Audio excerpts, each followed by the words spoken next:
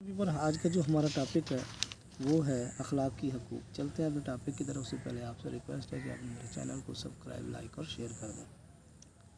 والدین کے ساتھ حسن سلوک اور ان کی اطاعت صرف دینی نیکی ہی نہیں بلکہ ایک معاشرتی خوبی بھی ہے جس کے ہونے نہ ہونے کے گہرے اثرات معاشرے پر مرتب ہوتے ہیں۔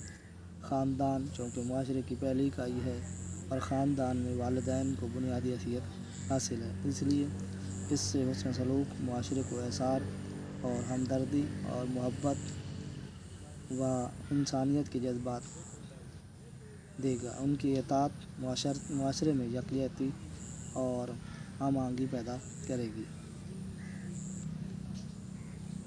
والدین کی بدسلوکی کے نتیجے میں نافرمانی کی فضا عام ہوگی، جو افراد کے اندر جذبہ اطاعت کو فروغ دے گی۔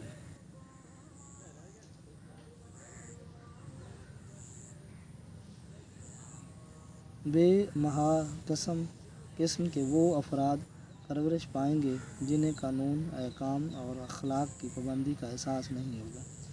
والدین عزت و شرافت کا معیار ہیں۔ والدین کی عزت و احترام اٹھ جانے سے شرافت کی عام قدریں مٹ جائیں گی، آنکھوں سے حیا اور دلوں سے ادب مٹ جائے گا اور وہ اجتماعی سکون سے محروم ہو جائے گا۔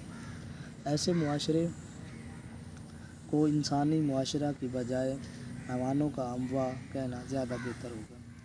احادیث میں اطاعت والدین کو جس تمثیلی انداز میں بیان کیا گیا ہے اس سے بھی یہ بات واضح ہوتی ہے۔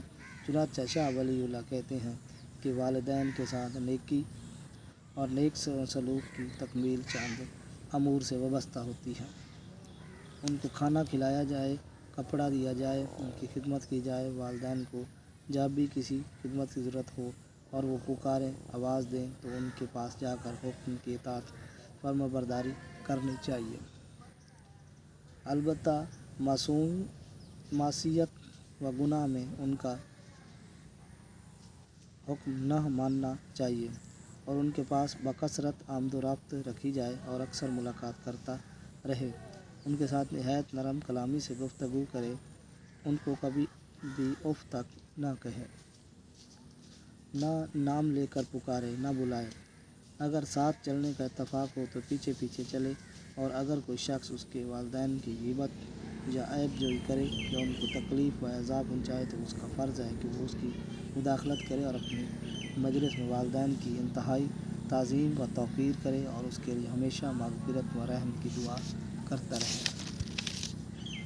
خاندان کی تنظیم میں قرابت دار بھی شامل ہیں۔ خاندان کی ابتدا۔ قرابت داروں کے حقوق۔ خاندان کی تنظیم میں قرابت دار بھی شامل ہیں۔ خاندان کی ابتدا مرد و عورت کے تعلق سے ہوتی ہے۔